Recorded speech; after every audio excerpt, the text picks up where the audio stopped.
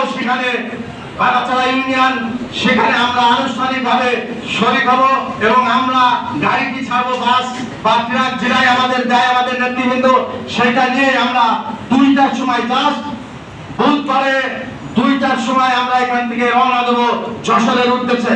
তার মানে আমরা 3টায় ওখানে অনুষ্ঠান হবে। যথাযথভাবে যতগুলো আমরা মনে করি এখান থেকে 200 মোটরসাইকেল যাবো এবং 200 মোটরসাইকেলে যদি একজন করে 2জন করে থাকে তাও 400 জন।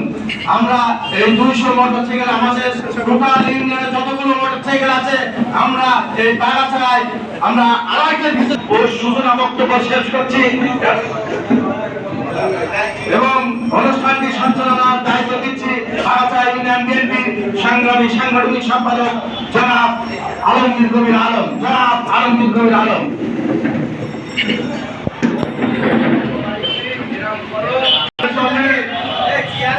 মূল্যবান বক্তব্য নিয়ে আসছেন বাংলাদেশ জাতীয়তাবাদী ছাত্র দল, যিনি এই 17 বছর রাজপথে ছিলেন, সেই সংগ্রামী নেতা জনাব শাহজালাল বাবু, ঢাকা কলেজের ছাত্র নেতা জনাব শাহজালাল বাবু।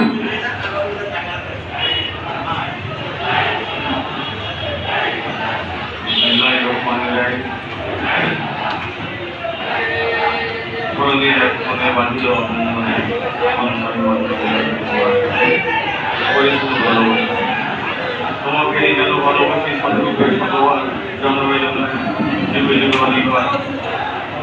শহীদ রাষ্ট্রপতি জিয়াউর রহমান, যার জন্ম হচ্ছে আজকে আমরা বাংলাদেশ জাতীয়তাবাদী দল করতে পারতাম না। বাংলাদেশ জাতীয়তাবাদী দলের সবচেয়ে বড় অবদান হচ্ছে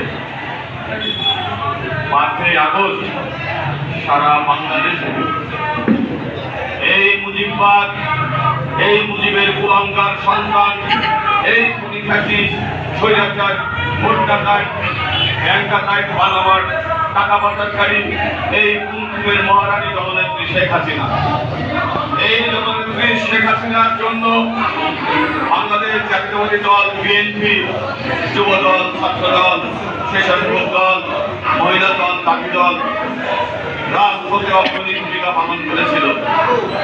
এই 5ই আগস্ট পৃথিবীর ইতিহাসে এক আলোকোজ্জ্বল অনুপ্রেরণার 1 বছর পূর্তি উদযাপন উপলক্ষে বাংলাদেশ জাতীয়তাবাদী দল বিএনপি কর্তৃক জাতীয় শোক ও বিজয় দিবসের যে র্যালির আয়োজন করেছে, এখানে একটু আগে আমার শ্রদ্ধেয় বড় ভাই আসাদুজ্জামান মিঠু বলে গেছেন আমাদের যে প্রোগ্রামের সময়সূচি বেঁধে দিয়েছে, আমরা জন্য এই শার্শা উপজেলা শাখার সবচাইতে বাগাছড়া ইউনিয়ন বিএনপি সবচাইতে বড় মিছিল এবং র্যালি দিয়ে বুঝিয়ে দিতে পারে যে Bagachra union BNP Bagachra union BNP আগেও অগ্রণী ভূমিকা পালন করেছিল, ভবিষ্যতেও ভূমিকা পালন করবে।